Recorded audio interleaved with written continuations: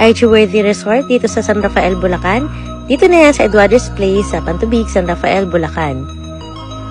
At dahil nga meron tayong pahinga, naisipan namin na pumunta dito with the family kasi matagal na namin pinaplano na magkaroon ng summer getaway, kahit quick getaway lang with the family.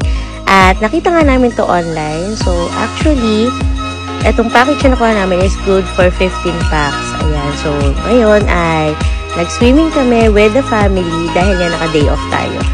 At syempre, hindi mawawala ang Buddha Fight sa ating dinner. Ito ang pinaka-inaabangan natin dahil ang sarap talaga ng food kapag nakakamay.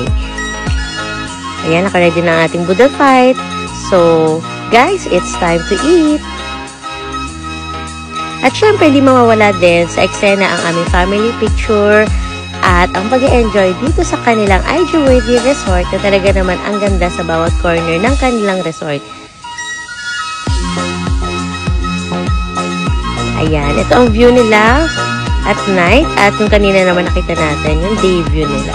So, yung package kasi nila is depending kung ilang packs kayo tsaka kung weekdays or weekends. So, nag-start yung package nila at 15,000 and meron din silang 18,000 pag weekends.